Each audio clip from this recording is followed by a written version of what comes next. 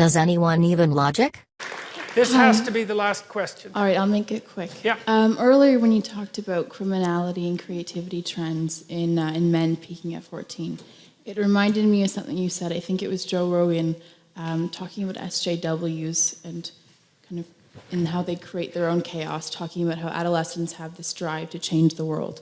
And I was wondering if those three, the criminality, creativity, drive to change the world, are linked, and if so, if they manifest differently in men and women, and if they kind of come from the same area. Well, I think they are linked, but I'm going to concentrate more on the second part of your question. So I'm going to ask you guys to think about something. So I talked to a friend of mine the other day. He's a very, very smart guy, and we've been talking about, well, all the sorts of things that we've been talking about tonight for a long time, and we were talking about the relative evolutionary roles of men and women. This is speculative, obviously.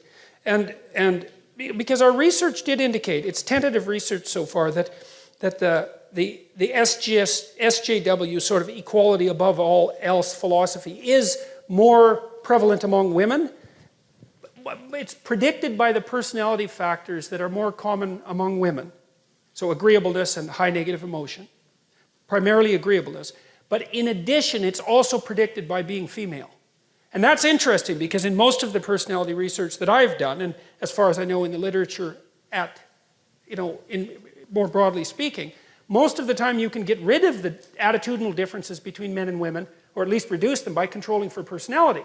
So if you take a feminine man and a masculine woman, then the poles reverse. But that didn't seem to be the case with political correctness. And so I've been thinking about that a lot because, well, men are bailing out of the humanities like mad, and pretty much out of the universities except for STEM. The women are moving in like mad, and they're also moving into the political sphere like mad. And this is new, right? We've never had this happen before, and we do not know what the significance of it is. It's only 50 years old. And so we were thinking about this, and so I don't know what you think about this proposition, but imagine that historically speaking, it's something like women were responsible for distribution and men were responsible for production. Something like that.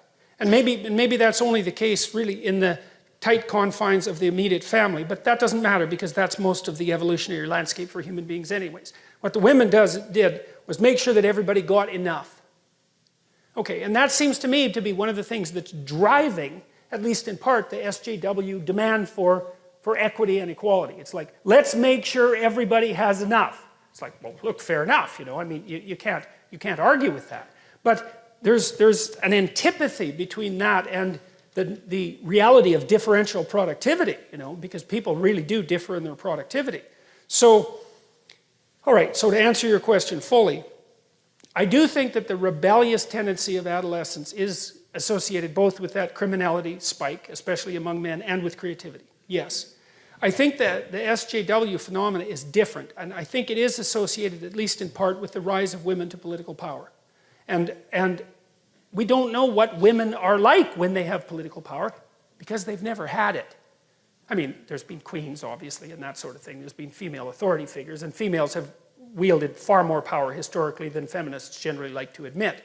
But this is a different thing, and we don't know what a truly female political philosophy would be like, but it might be, especially if it's not been well examined and it isn't very sophisticated conceptually. It could easily be, well, let's make sure things are distributed equally. Well, yeah, but sorry, that's just not going to fly. Do you think in terms of the West with the SJWs, and you talked about last lecture as well, creating chaos when there is none, otherwise it'd be static, do you think there would be any validity in saying that in a country like Canada where we're pretty gender equal, is there any merit to thinking SJWs are trying to create chaos even when there arguably is none on a mass level? Obviously, there's still problems. Why would they do that?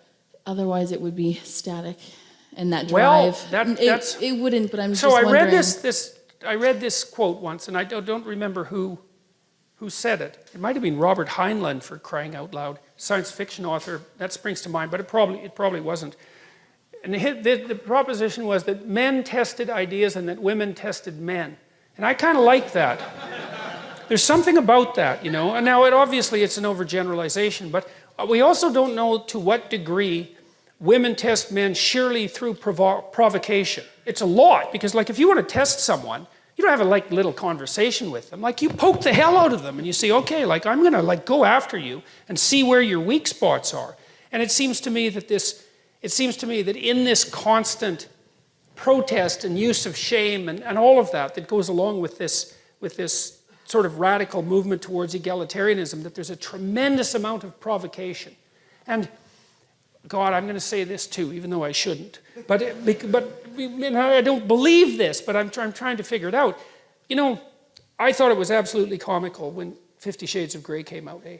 I just thought that was just so insanely comical that at the same time, there's this massive political demand for like radical equality and say with regards to sexual behavior, and the fastest selling novel the world had ever seen was S&M Domination, right? It's like, oh well, we know where the unconscious is going with that one, don't we?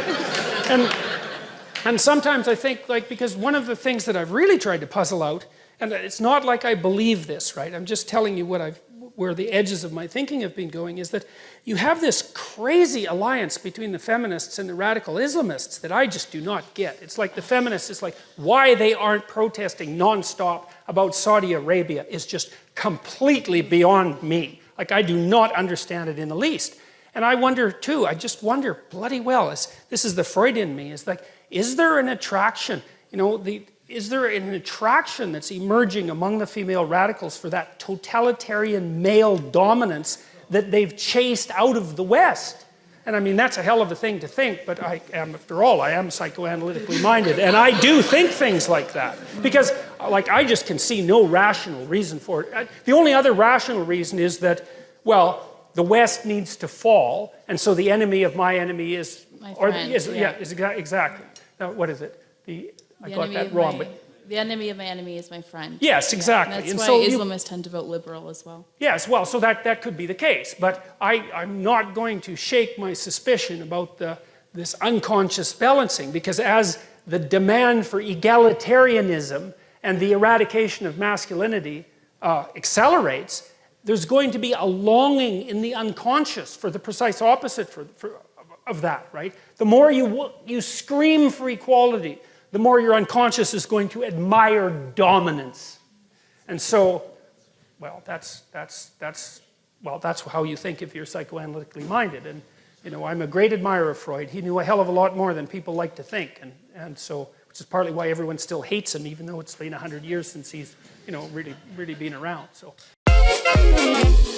Come da porta picchita va bene, se tu la parla miezza americano, quando si fa l'amore sotto la luna, come da bene in capo di I love you, papà l'americano.